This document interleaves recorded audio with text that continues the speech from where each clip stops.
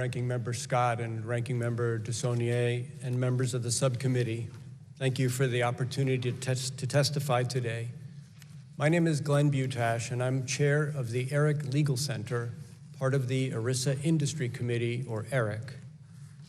ERIC is a national advocacy organization representing the interests of some of the largest employee benefit plan sponsors in the United States. The ERIC Legal Center advances policy positions on behalf of its members in the courts, primarily through the filing of amicus curiae briefs in cases that raise significant legal issues.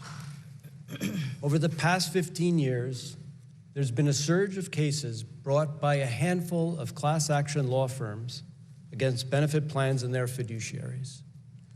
According to one recent study, since 2016, more than half of plans with more than $1 billion in assets have been targeted for litigation, some more than once.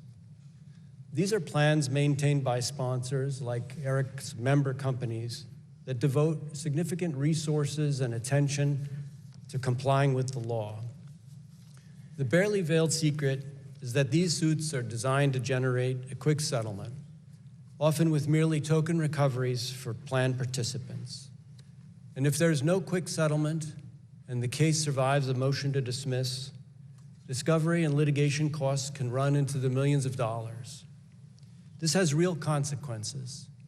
In addition to the hard costs, litigation expense and increased liability insurance costs, there are soft costs as well.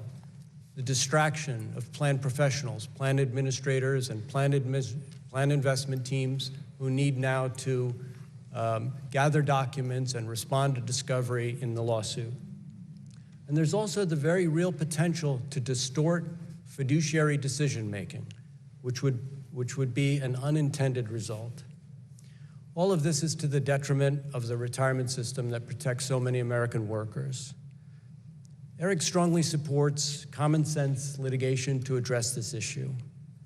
First, Congress should address the Supreme Court's decision in Cunningham v. Cornell and require, in any case that alleges that the engagement of a planned service provider constituted a prohibited transaction, also to allege why the exemption that Congress wrote for reasonable contracts or arrangements with service providers does not apply.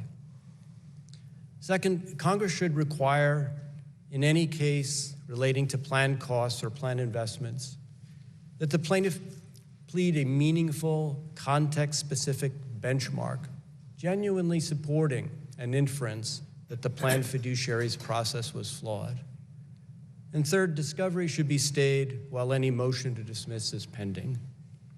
Notably, none of these changes would detract from the right of plan participants who are genuinely aggrieved to have their day in court.